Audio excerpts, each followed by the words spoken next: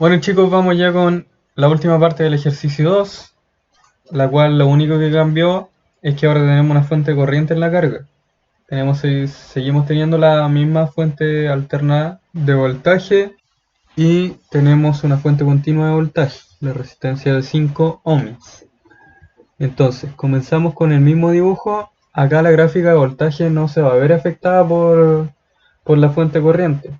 Recordar aquí que tenemos los espacios constantes, que son de la fuente de voltaje constante, y estos cerritos son de la fuente de voltaje alterna. Entonces acá tenemos el mismo dibujo que teníamos en el caso anterior, en el 2.2. Si no saben cómo llegar a esto, lo pueden ver en el video anterior. Acá tenemos los puntos de intersección y los pics. Ok, entonces recordando, voltaje medio era 190,29 volts. Eso con la fuente corriente no cambia. Lo que sí va a cambiar va a ser la corriente en la carga. Ahora va a estar impuesta por esa fuente de corriente.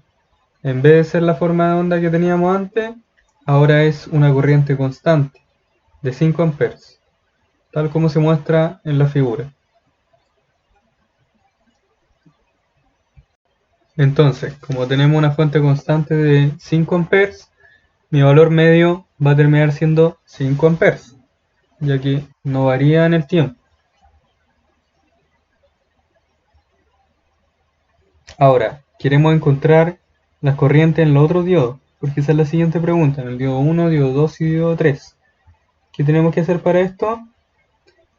Tenemos que considerar que cuando se está imponiendo un voltaje en la carga, significa que está circulando corriente por esa rama. Es decir, si se está imponiendo voltaje de la fuente de 300 seno omega t, significa que está circulando corriente por el diodo 1. Ahora bien, a la hora de graficar esto, tendríamos que la corriente en el diodo 1 en amper estaría dirigida cuando conduce esta fuente, es decir, este intervalo. Y la corriente tendría magnitud de 5 porque es la fuente de corriente quien impone la magnitud, en este caso. Si queremos sacar el valor de corriente media, ¿cómo lo haríamos? Multiplicamos el 5, así como lo hicimos con los cuadraditos del ejercicio anterior, por el intervalo. Y lo dividimos en 2pi. Y este nos va a dar el valor medio, que en este caso sería 1,6667 amperes. Ahora vamos a dibujar los siguientes dos casos, que serían el diodo 2 y el diodo 3. Para el diodo 2 nos fijamos acá en esta rama cuando conduce el menos 200, que es en este intervalo, de aquí hasta acá. Y la corriente media la calculamos igual como la calculamos en la parte de arriba, multiplicando 5 por el intervalo y dividiéndolo en 2pi. Esto nos da el valor de 1,15 amperes. Ahora vamos con el diodo 3, que sería cuando conduce la fuente de voltaje continua. Entonces, si diodo 3 sería 5 por el primer intervalo más el segundo intervalo más el tercer intervalo. Dividido todo esto en 2pi y nos da como resultado 2,1829. Vamos con la siguiente pregunta. Ahora vamos a ver si es que la fuente de corriente absorbe o entrega energía. Lo primero que tenemos que tener claro es la ley de los signos. La fuente de voltaje tiene un signo de voltaje ya definido. La fuente de corriente no. El 90% de los casos no. Ahora, si tiene que referirla, tiene que ponerle esta nomenclatura. Esto es referencia a fuente. Si la corriente entra por acá, el positivo viene acá y el negativo acá. Si entra por el otro lado, el positivo al otro lado y el negativo al otro lado.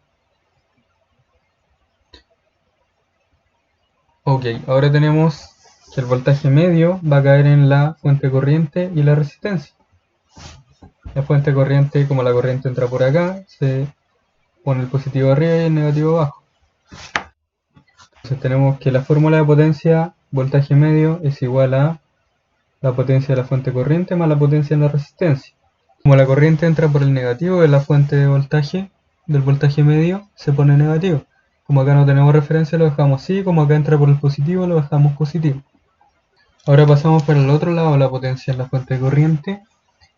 y la potencia en voltaje L medio queda al otro lado también. Si seguimos desarrollando, ya conocíamos el voltaje L medio, lo multiplicamos por la corriente, que es 5, más la potencia de la resistencia, que va a ser 5 por 5. 5 de la resistencia y 5 de la fuente de corriente. Esto nos va a dar el resultado final de la potencia en la fuente de corriente, pero recordar que el signo estaba negativo al otro lado, así que ponemos el negativo en el resultado. Esto está en watts. Y como tenemos referencia fuente, si la potencia final nos da negativo, vamos a estar diciendo que esa fuente está entregando energía. Y si la potencia final nos da positivo, vamos a decir que esa fuente está absorbiendo energía. Por lo tanto, como esta potencia final es negativa, la fuente está entregando energía. Esta sería entonces nuestra respuesta.